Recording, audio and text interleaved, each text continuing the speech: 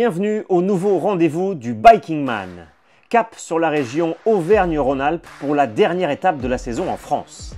Les règles de ce championnat du monde d'ultracyclisme sont toujours les mêmes. 1000 km à parcourir en autonomie dans le temps limite des 120 heures, soit 5 jours maximum pour passer la ligne d'arrivée. Au programme, une boucle de 18 000 mètres de dénivelé positif au départ de Villard-de-Lans en passant par 3 points de contrôle obligatoires à Saint-Agrève, Saint-Flour et de nouveau Saint-Agrève en direction de la ligne d'arrivée. Depuis le massif du Vercors, les ultracyclistes vont notamment découvrir les majestueux stratovolcans d'Auvergne et des lieux emblématiques comme le Mont Mézenc et le célèbre Pas de Pérol. Après le contrôle obligatoire du matériel, place au départ pour les 140 ultracyclistes. Il faut qu'il y ait plus de femmes qui osent se lancer et puis je pense que tout le monde peut le faire et de ne pas être intimidé par la distance et le dénivelé et de se lancer et en se préparant, il n'y a pas de raison qu'on n'y arrive pas, quoi. Bah là on a envie de partir là, ouais. Ça fait un petit temps qu'on attend le départ de la course, quelques semaines, donc là on a envie de partir.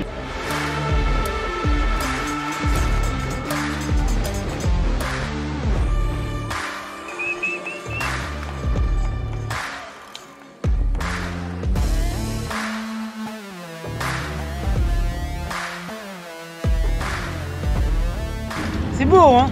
Oui. C'est incroyable. C'est que le début. Finalement, j'aime la Drôme. Nickel, il fait pas trop chaud, c'est génial. Mais non, ça se passe bien, regarde. C'est ce que je disais, c'est pour ça que je voulais m'arrêter là, c'est que je suis venu l'année dernière. À cet endroit-là, il flottait à bloc et on ne voyait rien de tout ça. Donc je savais qu'il fallait que je m'arrête pour admirer le paysage. Et là, tu peux leur montrer à tout le monde là, ça vaut le coup de venir faire le Biking Man Aura parce que le Vercors ça déchire.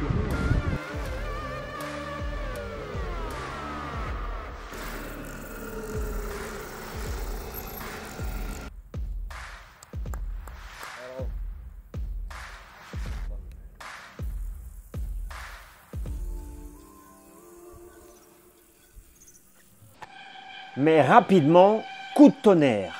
Le Biking Man Aura est temporairement neutralisé au bout d'une centaine de kilomètres. Météo France a placé plusieurs départements de la région en vigilance rouge pour risque d'orage violent. Les organisateurs ont réussi à trouver une solution d'urgence. Tous les participants ont été mis à l'abri dans un gymnase de la commune d'Étoile-sur-Rhône pour y passer la nuit en sécurité. Donc on a reçu l'instruction de 2 préfectures, Drôme et Ardèche, de neutraliser la course pour cette nuit. En réalité, on vous a neutralisé principalement pour ce qui va venir, l'Ardèche. Parce que vous avez bien vu que pour l'instant, il n'y a pas de pluie. Je suis comme vous, j'ai un nœud là.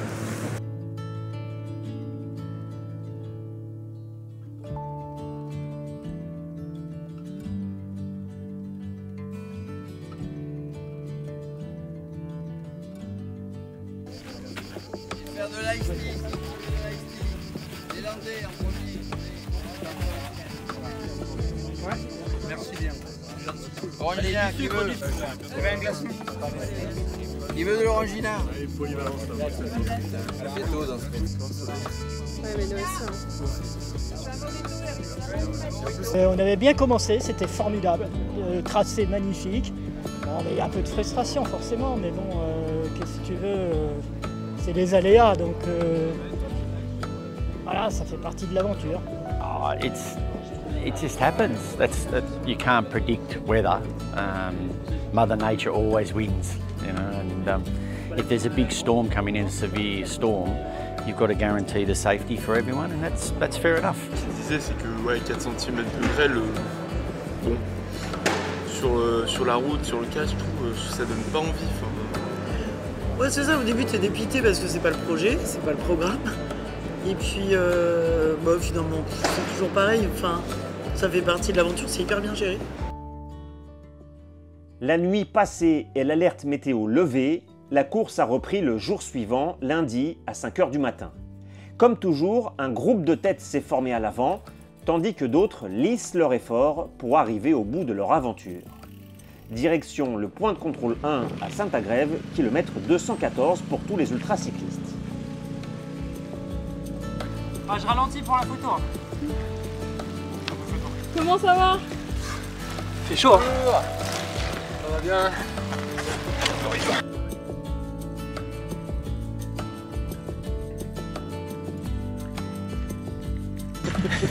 Bonne fête nationale. Vive le roi, vive la Belgique. C'est le seul message que j'ai à donner. Je laisse le rythme cardiaque descendre un peu et je remonte. Là, vu que ça filme, je vais dire l'Ardèche, ça donne la pêche. C'est beau. Voilà. Beau. Merci. J'ai réfléchi pendant toute la boucle pour la sortir. Hein. Eh ben c'est que ça grimpe. Ah, ça va, mais je me suis pas trop arrêtée pour manger parce qu'il y avait à chaque fois la foule, j'avais pas envie. Donc j'attends le CP avec impatience pour aller manger un peu et puis aviser si je continue ou pas. Ouais, bah, je suis un peu fatiguée, puis fatiguée, c'est un pléonasme. Ouais, bah déjà hier, j'étais pas super bien, j'avais envie de dormir déjà, alors que bon, après 5 heures de course sur une course de 5 jours, c'est un peu dommage quoi. Je vais voir, je sais pas. Ah, il est dur celui-là. Et on aime ça. Ça chauffe les jambes. Allez.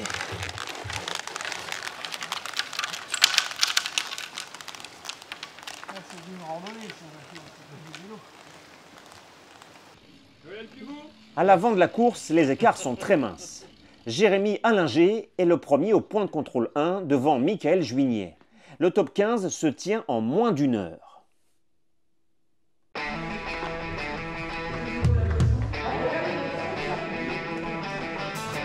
C'est une condition facile ce matin. Ah ouais? Ouais. Météo quoi. Oui, voilà. Les boss étaient cordiales. Ouais. On va essayer de pousser jusqu'au CP3, dormir là-bas. Ouais. Donc voilà, on peut 120 bornes. Ça va le faire. Potentiellement ouais, arriver 22h, 23h.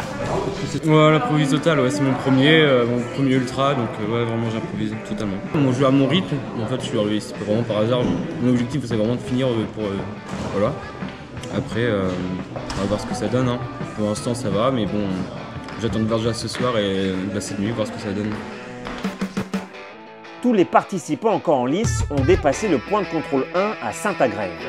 Après plusieurs abandons, ils sont encore 132 ultracyclistes sur les routes.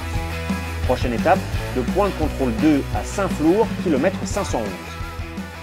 Voilà pour l'essentiel de ces premières 24 heures de course perturbées par la météo. On se quitte avec un point sur le classement provisoire après le premier point de contrôle. Pour le moment, c'est Jérémy Allinger qui domine la course. Rendez-vous demain pour un nouveau résumé du Bikingman Aura 2025.